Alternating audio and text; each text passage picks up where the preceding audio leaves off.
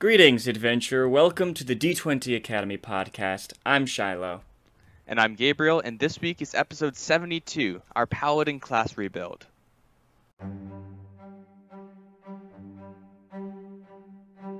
Hey you guys, welcome to this week's episode. We are now doing episodes every other week because there's a lot of other things going on. So yeah, we're kind of changing the podcast. I don't know how long this is going to last, but for now, we're changing it to just every other week so we can fit these episodes in. Today we're doing a Paladin class rebuild. Not the monk, actually, because the monk is really good already, and we like the class. And there's not enough that we would want to change to make a whole class rebuild about it.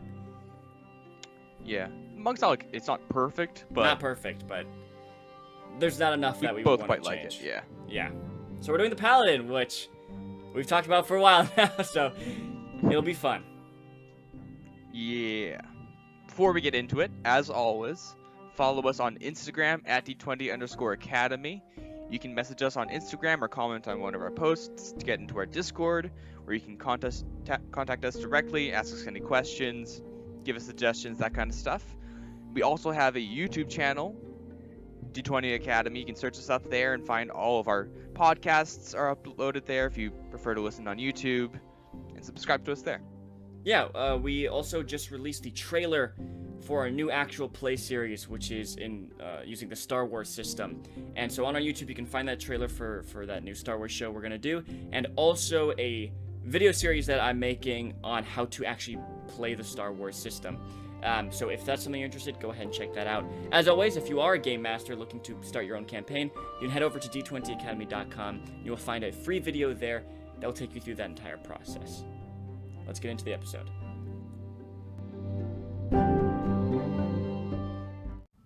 Hey. How's it going? Hey. It's going. It's the Paladin today, our favorite class. Have you ever wanted to be a white knight in shining armor? You know, sure. You know. Is that the bit? Have you ever wanted to make everyone around you invulnerable to spells? Have you ever wanted to have a party of paladins and everybody gets a +1,000,000 to all saving throws? Then you're in the right place. Just kidding. You're not. We removed that because... Actually, I don't know if we did. Hey guys, welcome to the Paladin class rebuild, where we rebuilt the classes. Yep. We have one on every class except for Monk, as we said in the intro, because the Monk's fine. We just didn't have enough we wanted to change about it to make a whole episode. But the Paladin! Oh boy. Gabe, the Paladin, we did have enough. Yeah, what do we like about the Paladin in the Player's Handbook, and what do we not like, and what do we want to change? Alright, let's start with what we don't like. We don't like... I almost said Eldritch Blast. I don't know why. No. That Paladins have Eldritch Blast. Divine Smite. Divine Smite. We don't like Divine Smite. We don't like how you make your oath when you get to 3rd level. It seems like something you should be doing at 1st level as a Paladin.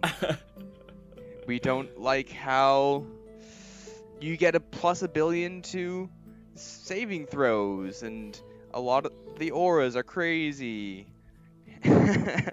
Yeah, Paladins are like how you get all these cool alternatives to Divine Smite, but you're just strictly better off using Divine Smite. Yeah, so why cast spells? Paladins are a fantastic class. They're maybe the most powerful, up there probably. They're just very strong, and if you're a min-maxer, you can just create a very powerful character if you're using a Paladin. There's nothing innately wrong with that. D&D 5th edition isn't built around like mechanics and everything. Obviously, the game is about like story and characters and stuff, and that's all fine too. But it is a very powerful class, so we did want to balance it a bit more, and we just also wanted to add more variety with the things you can do as a Paladin, because typically it's just like hit and then Divine Smite and like lots of damage, and like you're like crazy on the battlefield, but that doesn't necessarily mean that like you're doing a lot or like have a lot of options or things like that. We also wanted to lean heavily into the primary concept of what makes a paladin unique, which is their oath. So not only did we make oath have some mechanical system in the game, but also just like we leaned into it more so that they matter more, because that's like the most important narrative part of a paladin, is like an oath and tenets that they have to follow, and that struggle between like morality and like following their tenets and stuff. I just think that's such a fantastic, it just has so much narrative strength in it, and that's one of the reasons I love paladins, is because of that oath. So we really wanted to lean into that more, because that's honestly the thing that makes a paladin the most unique. So yeah. Yeah. All right. We have pretty much mapped out everything, I believe. Yeah, we have everything. Correct me if I'm wrong. It's all mapped out here. A lot of it is quite similar to the book. We've changed some things, completely removed some things, Yeah. and added a couple systems of our own. Yep. All right. First off, you know it and love it. I hope if you're still listening to these things, you probably have come over to our side by now. You get your subclass at first level. Yay! Guys. Who could have seen that coming? I certainly couldn't. I could have. We haven't done that for every class rebuild so far. No. Keep in mind, I mean, it definitely makes sense for the Paladin. For other classes, it's not super important that they get a first level, but it just makes more narrative sense.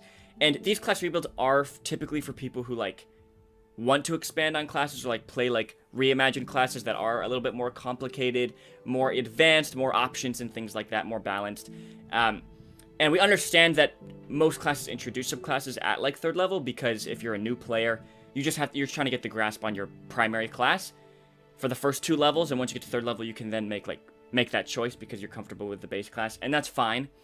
But because these class rebuilds are focused more towards people who, want a little more in their game and from their classes and stuff, and also it makes so much more narrative sense at first level for a Paladin to have their oath at first level.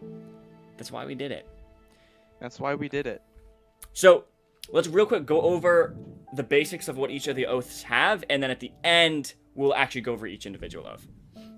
Yes. So, starting off, you get an oath ability, oath spells, and channel divinity feature. It also includes the tenets and anathemas for each of the oaths, and further features, of course, obviously. Yeah. So, first off, you get an ability that determines your oath ability, which is essentially your spellcasting ability modifier, just like we did with the Bard, I believe, correct? Yeah, and the Cleric, I think, and the Cleric. Yes, you're right. Yeah. You're right. So yeah, we're doing that again here. We liked it. We like that it allows you to play a Paladin, but not always have that charismatic feature, you know? Yeah. You don't have to be charismatic and be a Paladin. Not only do some of these abilities honestly kind of work better with these subclasses, just like narratively they just make more sense. We just really like the concept of like diversifying, like what abilities like match up with like what, like especially like for spellcasters. This oath ability is not just for it doesn't also just determine your spellcasting ability. It's also used for like oath power, you know, like features and stuff like that. But yeah, so each of the 3 subclasses, which are the same ones from the book, we didn't add or replace or anything like that. They each have a different mental ability score, which we'll get into it at the end when we look over those subclasses. But that means that you can play an intelligence based Paladin, or a wisdom, or a charisma, depending on the subclass that you choose, which not only like makes more narrative sense connected to those, but yeah, just means it so that you could just be a different kind of Paladin. You know what I mean? And we really like that, and that's why we've been doing it for these classes here. Yep. Next up, you get a spell list. You next to these spells, just as you do in the player's handbook. And those spell lists, I believe, remain pretty much unchanged. Pretty much, yeah. There's a couple that we replaced, but Alright. Next, the ability that you know and love and always forget, Channel Divinity. Yeah, we kept that in, so your subclass does give you 2 Channel Divinity options, and you can use that once per long rest. Alright. Now we get into some stuff. Yeah. Tenets. No, not the Christopher Nolan movie that came out in 2020. No. But, Tenets. tenets. Yeah. Which All right. the base book has. Yes. Okay, you just describe this. Okay. As you go and read the Paladin class in the base player's handbook, it's like, okay, I take an oath and I have to follow these tenets. Let's go and read these tenets. Give me 1 second as I scroll there. Give you a little picture of my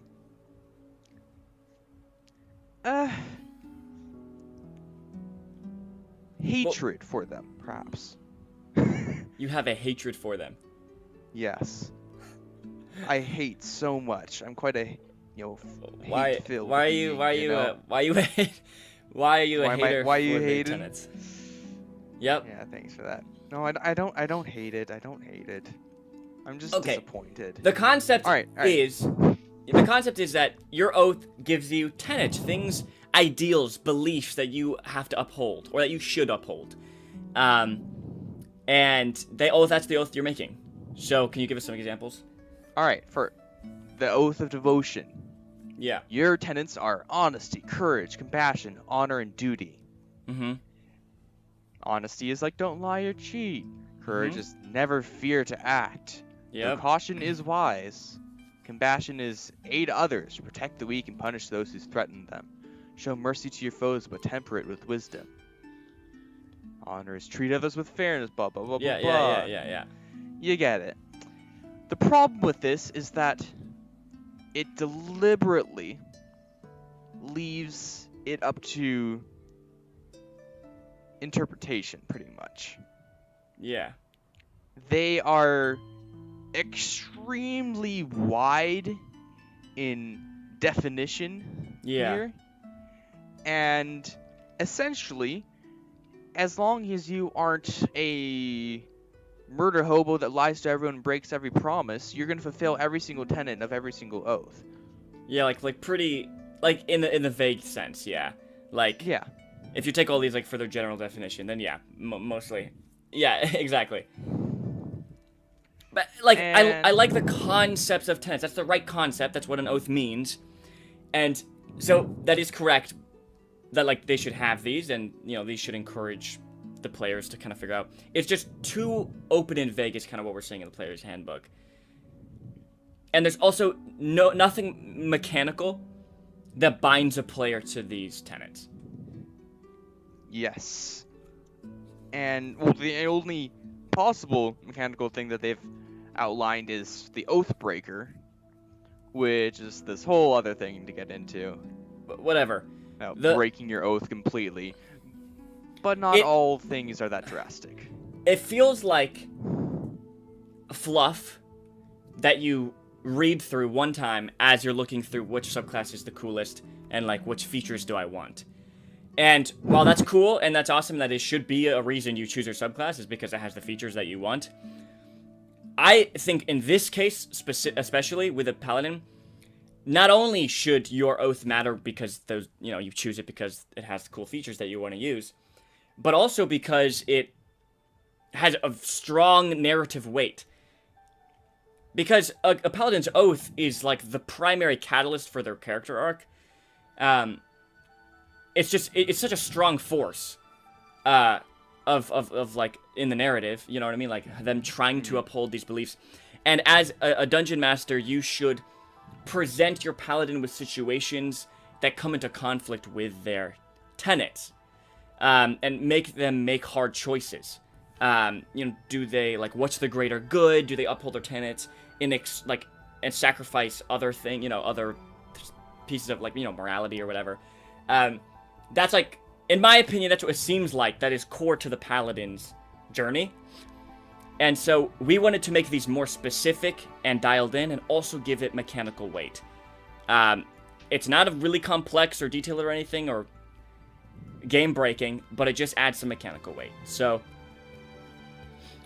basically, each of the subclasses gives a list of tenets, beliefs, ideals that you want to uphold. If you ever complete an objective or action that upholds your tenets, you and your DM can agree that you have fulfilled your oath. If this is the first time you fulfilled your oath this day, you gain inspiration, which is an optional rule, I believe, on page 125 of the player's handbook, which is like if a player does something that's really cool or like that is in line with their character or something, the DM can reward them inspiration. You can only have one inspiration at a time, and you can just spend it during that session to gain advantage on a roll. You can only gain inspiration this way once per day, even if you fulfill your oath multiple times in the same day. And you lose the inspiration if you ever finish a long rest or commit anathema, which we're about to talk about. Yes. That's the other part of this. The sort of opposite of the tenets that you're supposed to uphold. If you ever break those tenets, to go against them or to cast them aside and commit something outside of those laws that you've agreed to follow, you've committed anathema. These lists are detailed for each one of the oaths, what exactly counts as an anathema, what exactly happens is that once you've broken your oath, you lose all features and traits from your oath, and can only regain them if you finish a long rest or fulfill your oath as detailed above. Yeah. Pretty simple. Yeah, it's pretty simple. So, typically you're probably going to be fulfilling your oath more than breaking it, which is fine.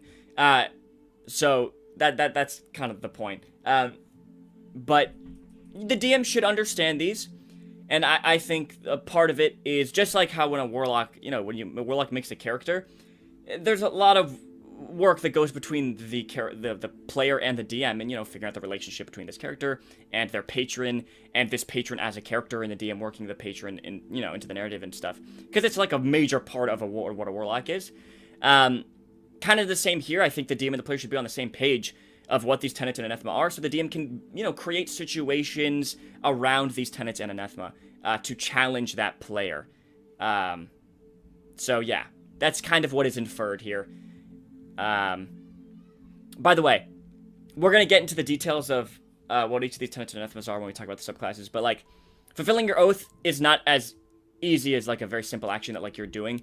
Typically it requires you to like go out of your way or to sacrifice something to complete that, to fulfill that part of your oath. We'll talk about that later though. Yeah. Again, this isn't exactly super huge. The mechanical aspects of it aren't going to come into play for every single session that you run, but I do like the impact that following and breaking your oath has. Yeah. Alright. Lay on hands. This is pretty much the same, except you have to use a minimum of 5 points each time you do lay on hands. Yeah. Just because it can get a little broken, just like reviving people from unconsciousness and just pumping them with 1 hit point. Which is just a problem 5th edition has. Yeah. But this just helps neutralize that a bit. Alright. Otherwise, yeah, styles. it's the same. At 2nd level... Yeah, good. Yep. No, I was saying otherwise it's the same. Yeah, and I just put in the 3 from Tasha's that they added. Also, at 2nd level, you get spellcasting, which is the same. The only difference is that your spellcasting ability is determined by your subclass. Yep. As we've mentioned. Noticeably missing here, Divine Smite is not here. You're right. Divine Smite is not gone. here. Can you explain why? For those of people who are not familiar with Divine Smite or have played with Paladins before. Alright. Divine Smite is essentially, when I hit with an attack, I spend one of my spell slots and deal extra damage. It 2d8 extra damage. For a 1st level. Yep. Plus 1d8 for 2nd level, plus another d8 for 3rd level, you get it. Yeah. This is essentially something that the Paladin is going to be doing from like 5th level on. They're going to be doing it every single round in combat. Every single round. Every time they hit, they are using Divine Smite. It's not even a choice at that point. Having abilities that allow you to deal extra damage often come with a trade-off or a choice or other competing options. It's not just like a static increase. We aren't talking about whatever the cleric thing is, that's not what we're talking about. Divine Strike and, Yeah. potent spell casting. Yeah. Those are curses and blights upon humanity. So is Divine Smite. This is the best option that you have for straight up value. There's no other better option to spend your spell slots on. In combat, usually. In combat. Yeah, usually. There are, of course, circumstances, certain Yes. battles or whatever where other spells are, yeah. Here's And the my problem big beef with it. with that. My big beef with it is it turns, which is already a problem 5th edition has a little bit, is it makes it just attrition. Just sacks of hit points. You know what I mean? And Yeah.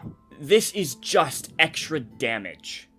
It's not crowd control. It doesn't do any temporary effect. It doesn't affect the battlefield at all. It just does extra damage, which is not like total problem. That's what combat is. You're trying to deal damage to the opponent and stuff, and take as least amount of damage as you can.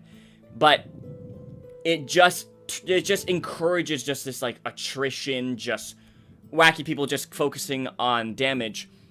And in these class rebuilds, something we're trying to do is spice up combat even more and give players way more options in combat, and like more crowd control and like affecting the battlefield more.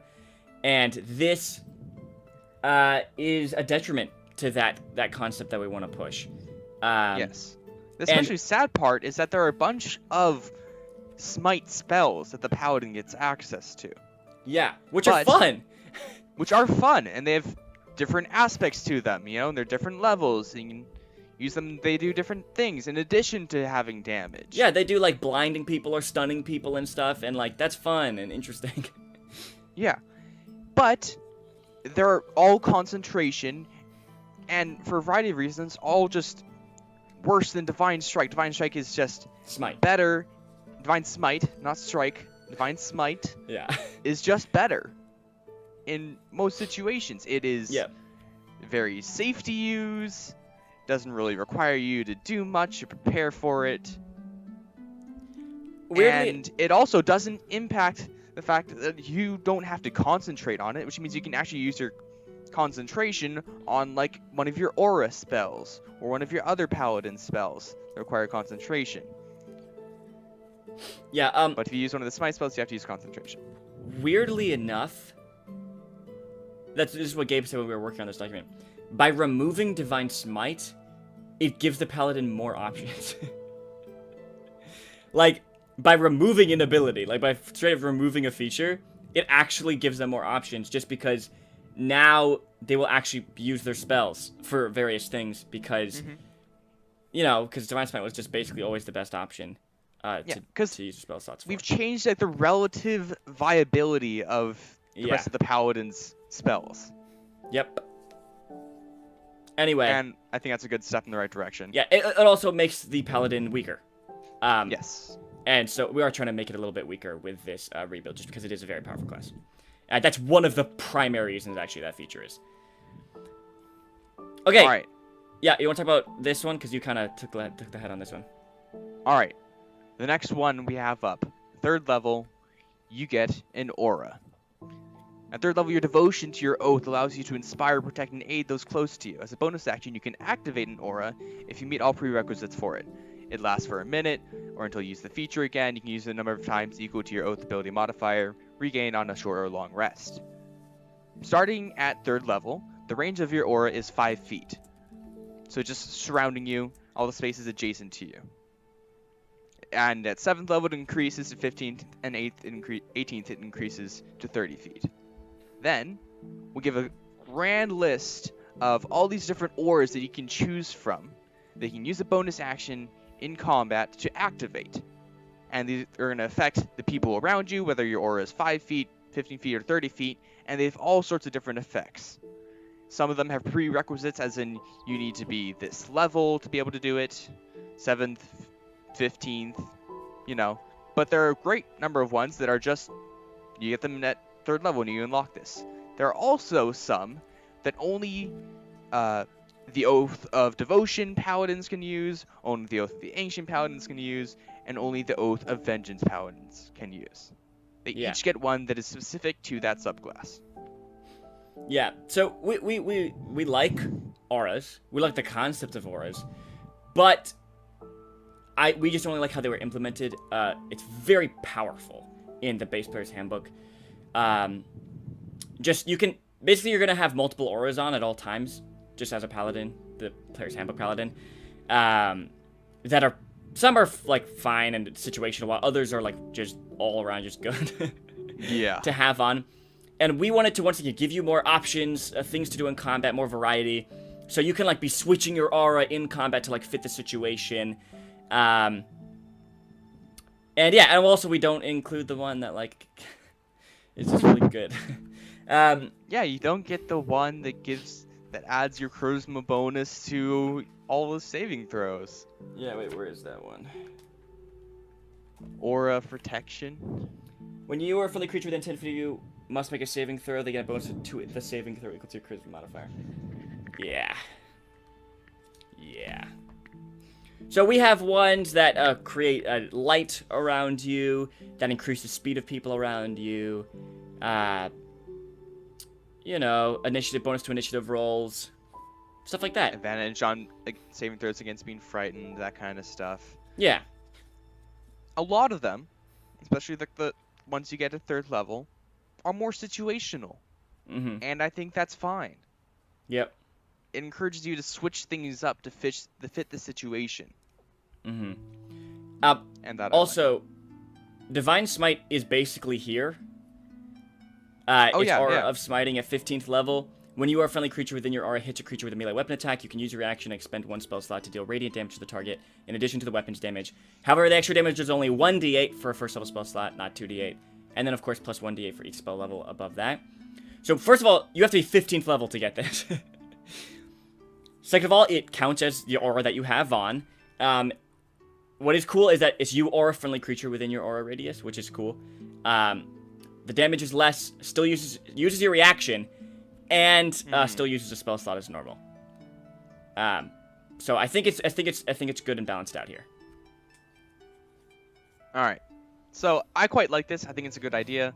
As Shiloh said, we like the idea of auras having this presence that affects the people around you just by being there, by being so devoted, by being a being of devotion, that you get your power from that devotion, and that affects the people around you. I think that's pretty cool. Yeah. Yeah. Weirdly enough, right. we thought it would be fun to give paladins no ability score improvements, so they just don't. No, I'm kidding. They get them at the normal levels. They can only increase. I was trying to think of a useless stat for paladins, but now since we changed how the spellcasting ability works, there isn't really. Yeah. Extra attack So at let's just 5th move level. past that. Extra attack at 5th level is normal. We added. Okay, we removed something. We removed aura Divine of Health, which is the 3rd level one. It gives you immunity to disease. Which you can just already like remove diseases with your lay on hands, so it's just kind of weird and random. We took away aura of protection, as we said. Also at 10th level, instead of aura of courage, which we've now moved to an aura, you can learn 2 cantrips from the cleric spell list, and then also you learn 1 cantrip based on your oath. So Oath of Devotion gets the Friends cantrip, Oath of the Ancients gets Druidcraft, and Oath of Vengeance gets Blade Ward. So just to give them some cantrips, because paladins need some cantrips. Yeah, I think it's pretty cool. Yeah, we kept Cleansing Touch at 14th level, which is, by the way, a powerful feature that we like looked at for the first time. We're like, I've never seen that before. The only difference is, of course, instead of your Charisma modifier, it's your Oath ability modifier. Yep. And we changed the... Okay. We added the 20th level ability. I forgot about this. Yeah, so you want to explain what's going on here? Alright, so... we kind of changed things up a little bit.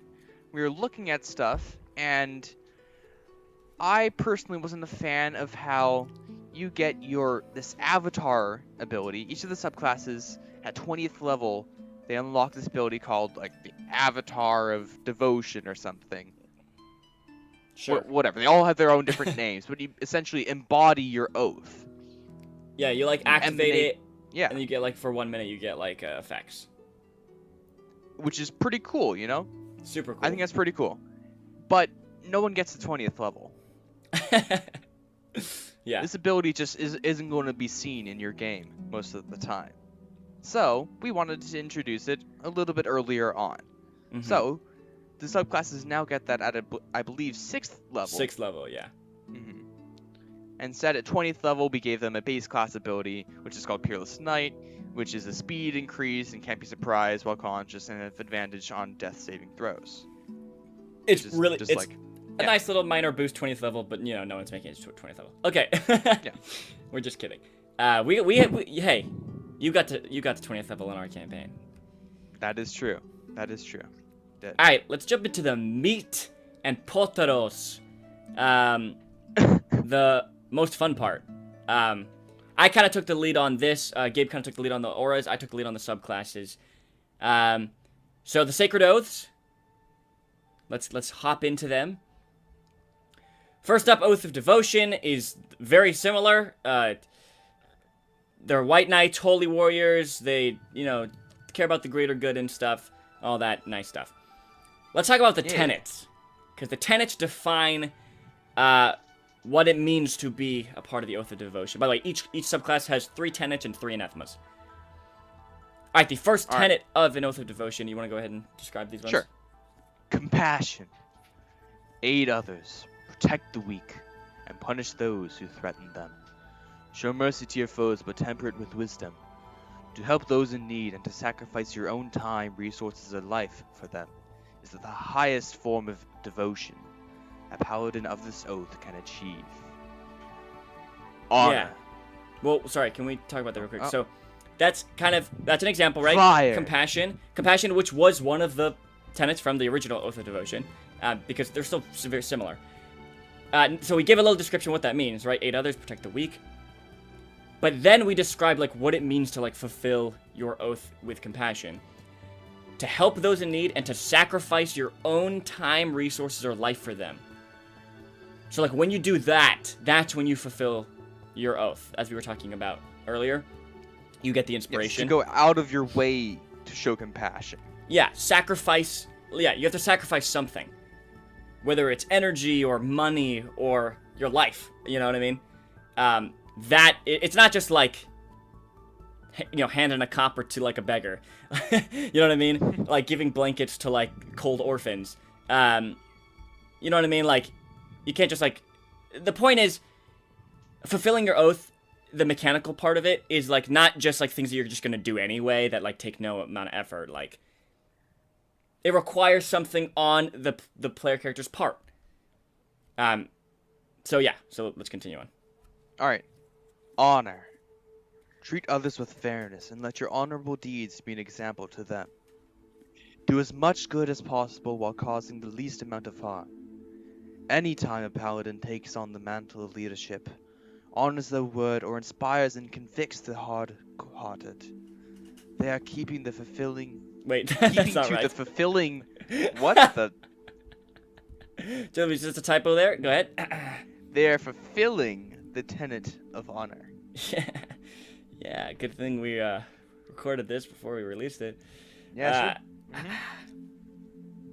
So yeah, basically, like, if they, you know, honor their word on something important, you know, keep to a promise that is difficult for them to keep to, or, like, are able to, like, redeem, like, an enemy, or, like, take on the mantle of leadership, like, if they lead a village in a defense against, like, goblin raiders or whatever, like, that's that. Alright, the final one is duty. Be responsible for your actions and their consequences. Protect those entrusted to your care. And obey those who have just authority over you. If a paladin of devotion does any of these things, even if it may be harmful to them or their goals, they are upholding the tenet of duty. So, this is where it gets specific and, like, challenging for the player. Or the character, I should say. Because, like, obey those who have authority over you. Like, even if they're not making the right decisions or whatever, you still have to obey them, even if it could be harmful to you or whatever. You're upholding the tenet of duty by doing that.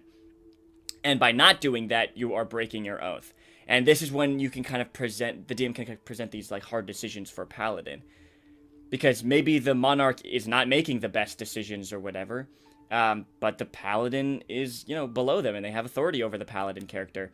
And so it's up to paladin, like, what they have to choose here. Do they uphold the tenet of duty and just obeying authority, or, like, will they go against authority and break their oath for that day? So this is kind of the fun parts of a paladin and, like, their story, I feel like. Yeah. Then we get to anathemas. The side of that, if you do choose to go against your oath, to break your, I don't know, promise of duty to the king, Yeah. what happens? Or what is that? What does that look like? Well, the first one is deception. Do not lie or cheat. Let your word be your promise.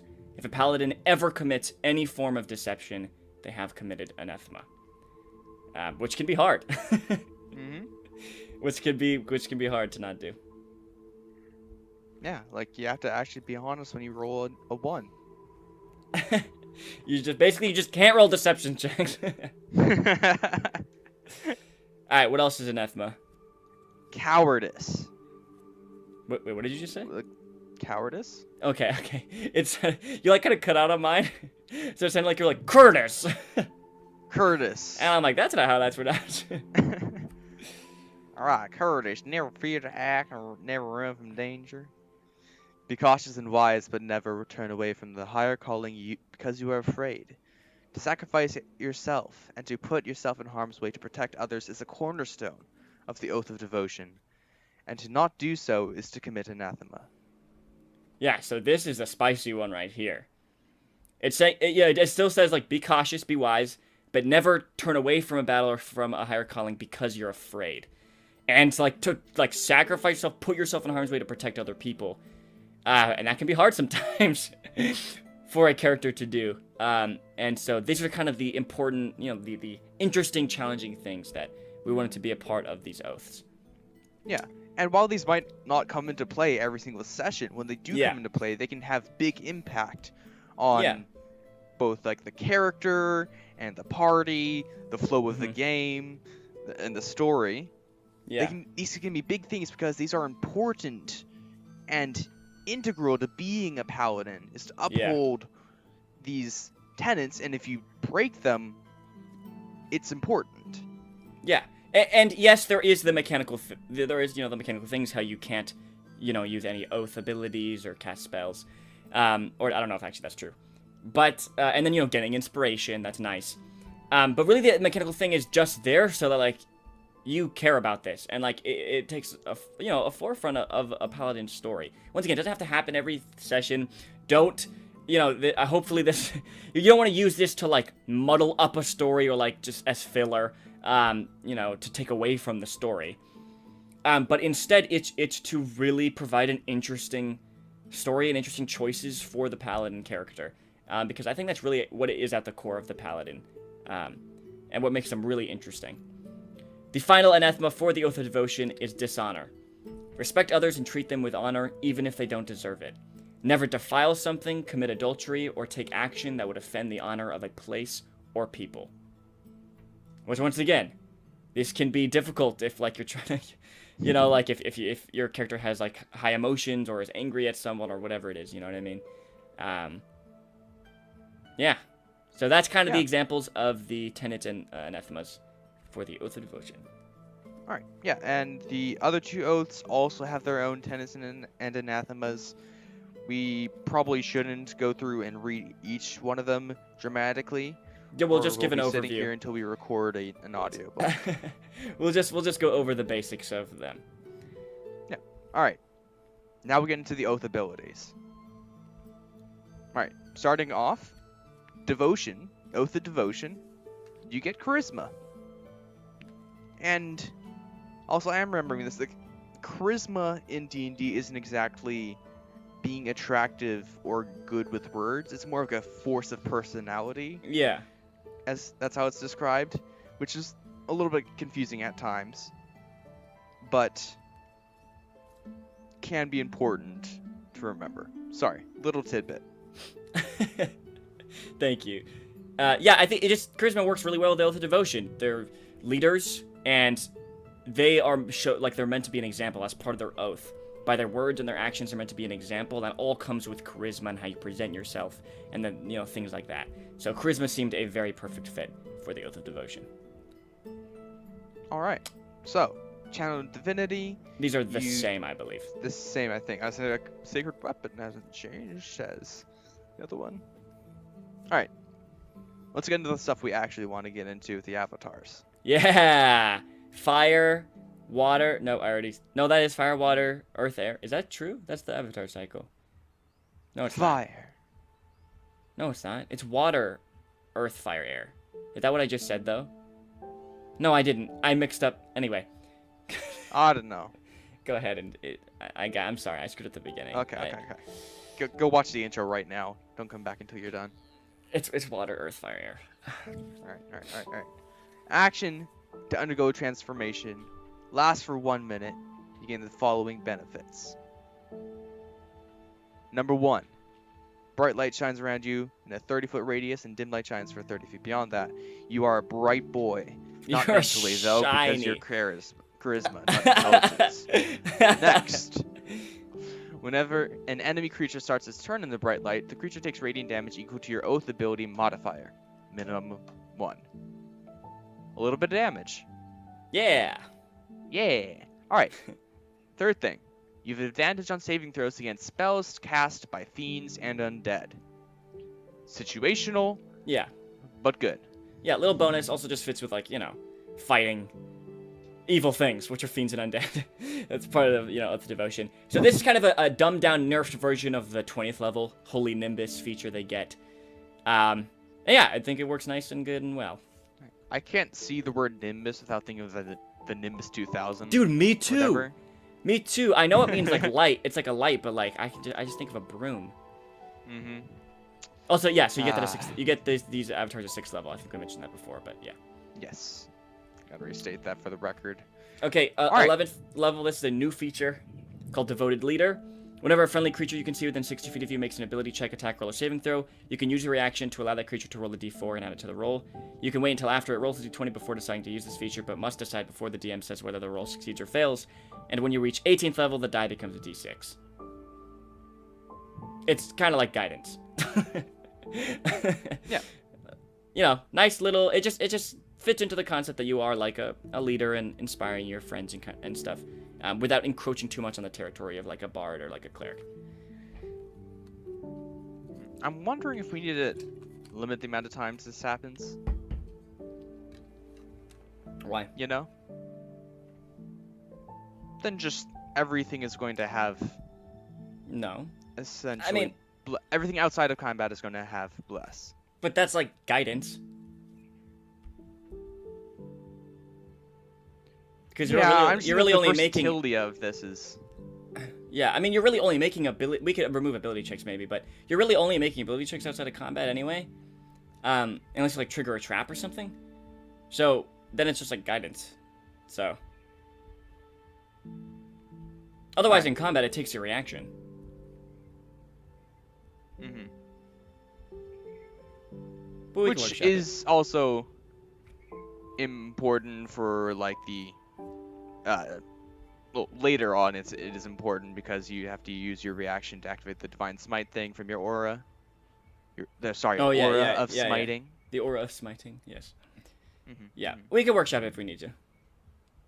Yeah, this is all stuff. Yep. All right, 18th level. Purity of Spirit. Which they get at 15th level in the base, in the player's handbook, so it's exactly the same. Yes. Just at 18th level now. Yep. Which, by the way, is a good feature. Yeah, and pretty cool too, I think. Yeah. Do you want to explain what it is? Okay, so essentially, you're always under the effects of a protection from evil and good spell. Which, let me bring it up so I'm not speaking it from memory and mess things up. It's a good spell. It's good. Yeah. Alright, my internet is hating me right now, not loading anything. It's a good spell, and you're always under the effect of it. Yep. Okay, next subclass. Alright, Oath of the Ancients. This one has always been Weird. weird. Yeah. Yeah. Thank you. It I is don't know, hard. It seems weird to me. It's always kind of been weird and not as super clear as the other two. I've tried to make it like more clear, but even then, sometimes it kind of encroaches on the territory of both other subclasses a little bit in its like tenets and stuff. But I've tried to make it feel unique and make more sense. It's kind of like, okay, here's how I kind of think about it. Oath of Devotion is very clerical to me. It's very, like, moral and good and stuff. Oath of the Ancients is kind of druidic to me.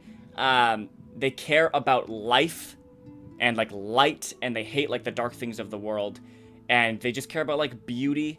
And in their tenets, it's about, like, beauty, kindness, forgiveness, art, all that, creating life, helping things grow, and fostering that kind of stuff. And so it is kind of like druidic in the sense of its like connection to nature, I feel like. And then Yeah, Oath of of Vengeance course. is similar to like the Ranger to me, because you're just trying to, you're kind of like a, you're a hunter. You're hunting down people and trying to kill them, kind of. So With a vengeance, yeah. so to say. So those are the All right. tenets. Go ahead. What were you gonna say? So the tenets are kindle the light, preserve the light, and foster the light. These are fancy for keep the happy things in the world, keep them safe, encourage them, do them, create life, help things grow, plant trees, have kids. You're Yep. encouraged to have kids with this one. Yeah. Yes. You're not discouraged to have kids with any of them. Just Oath I of imagine Vengeance, you're that probably not Oath gonna of, have a good. Oath of the Ancients like use this as a pickup line, like, you want to help me, Foster the light. adhere to my foster the light with me. Yeah. What? Yeah, You want but to help me but fulfill my oath yeah. tonight? you'll notice in this one it has nothing to do with duty, order, honor. That's all Oath of Devotion stuff. Yes. So this is a little bit more like chaotic Fey-like, in like you care about. It's still good. You still care about the goodness of the world and mercy and forgiveness and kindness and life, but you just care more about like life and goodness than lawful things like duty and honor. Yeah. So This is that the chaotic definitely good separates it. to devotion's lawful good. Yeah. So Anathema. does- The anathemas are death, so don't destroy life, don't tear down trees, burn fields, take an innocent life, even for the greater good.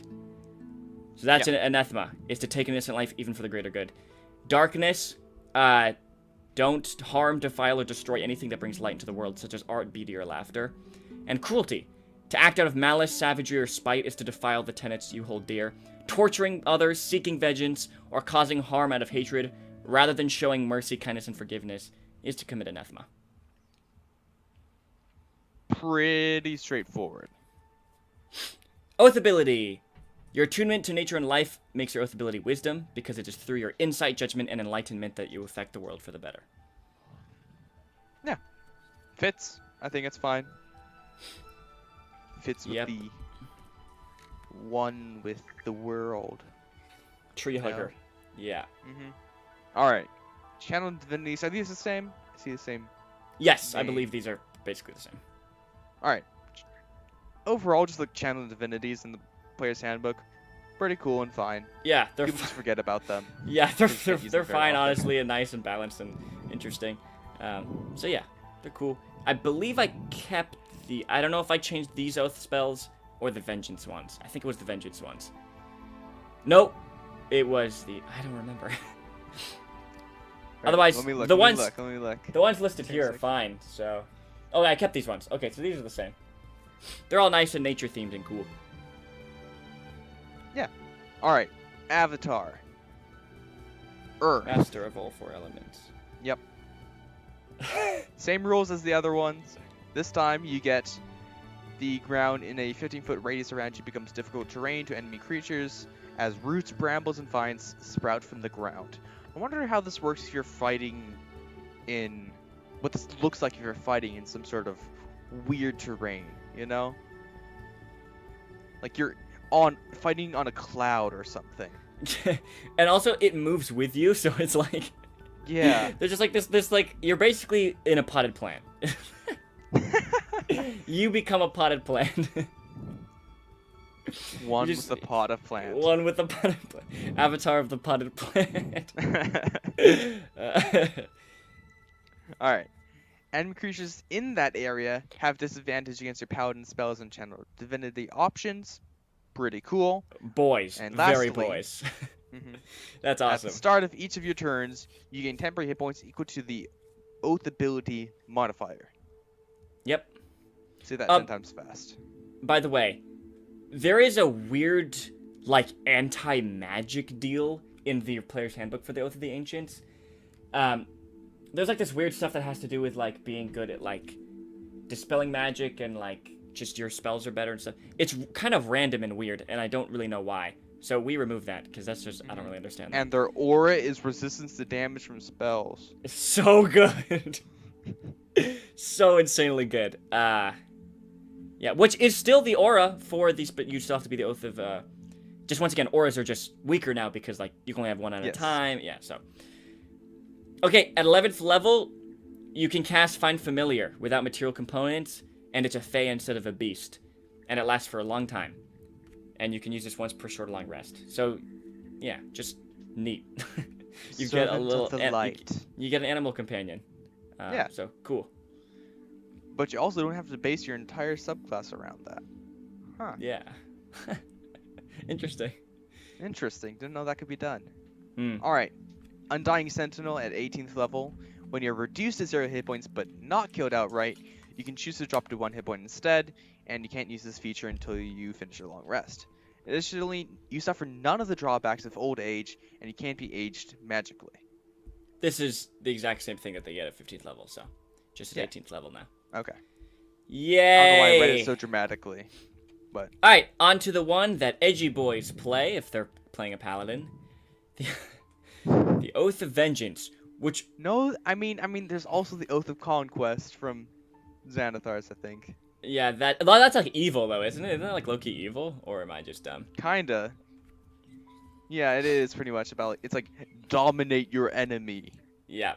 It's like one of the tenets. Yeah, but also, Oath of Vengeance is, like, really interesting. It's really, really compelling and interesting as a paladin and for a character. They care most about punishing evildoers. But the thing that kind of... Well, there's a lot of things that separate it from the other two subclasses, the two oaths. But the one thing in particular is, like, Oath of Vengeance cares about, like, people who have done wrong. So the other ones are, like, protect people and, like, make sure people don't do bad things. Whereas this one is, like, after people do bad things, go and kill them. Sometimes they're called Avengers or Dark Knights, which, by the way, Marvel and DC, what's going on there? Just want to say.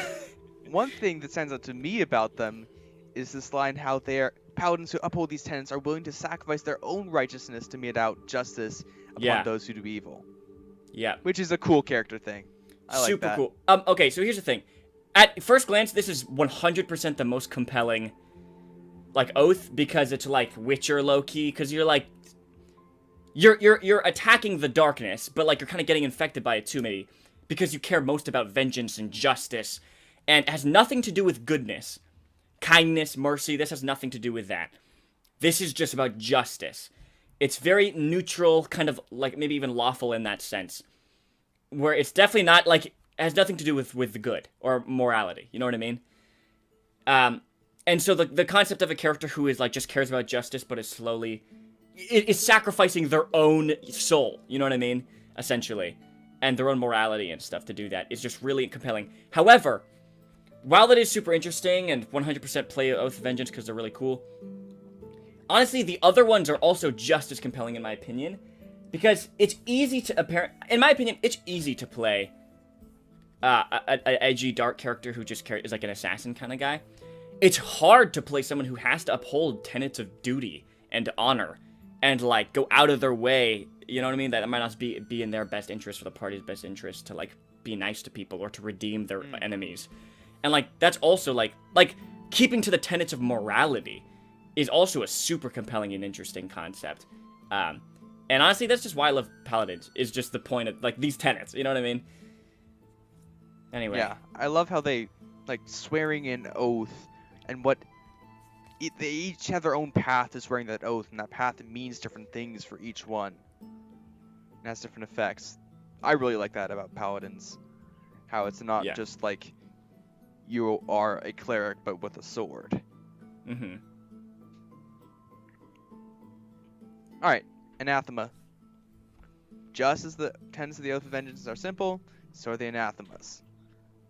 No mercy for the wicked, no evildoer deserves mercy or forgiveness. To allow someone consumed by darkness a chance at redemption is to commit an anathema against your oath. That's a spicy one. Intense. Yeah, that's intense. I love that. That's a spicy one. Alright. These paladins are for the death penalty. Alright. By any means necessary, your qualms can't get in the way of exterminating my foes. Sorry? Yep. Mm-hmm. Your foes. This is why we do this. This is why we do this. Yeah. To not use any means necessary in hunting down your enemies is to commit anathema. Use everything you have to your menu, you know? Gotta do that. Hold back the darkness. The path of the paladin of vengeance is a dark one, but it is driven by justice, not malice. To kill another for a reason other than to mete out justice or to enact revenge is to commit an anathema. Yeah, you're not a murder hobo. You do care just about killing bad people. You know what I mean? So yeah, you're not a rogue, okay? You're not an Oath of Conquest. Yeah. Their oath ability is intelligence, because not only like its intelligence has to do with detective work and like tracking people, because that's what you're doing. You know, you're trying to find wrongdoers. But like it's cold, calculated. It's intelligence. You know what I mean? Like it's, you know, wisdom is very much, you know, wisdom. Decision making and insight, and like, you know, like you don't have to be charismatic to be, you know, an Oath of Vengeance. You know what I mean?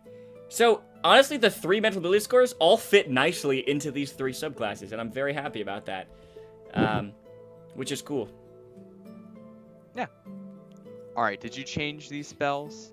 These the ones that you changed? I did change these oath spells. Also, it doesn't get their channel divinities are very similar, but I think I changed some things.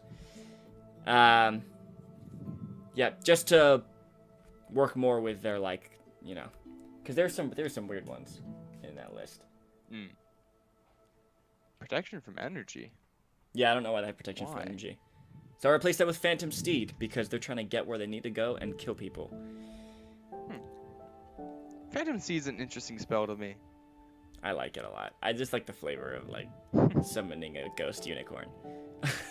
A ghost unicorn. Yep. Alright.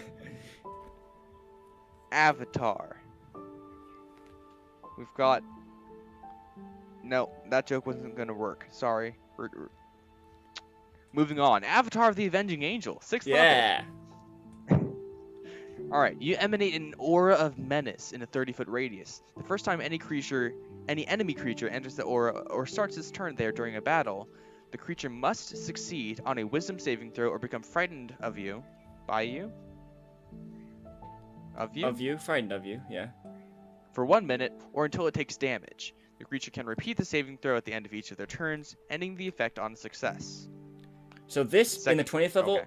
The 20th level version of this is so good.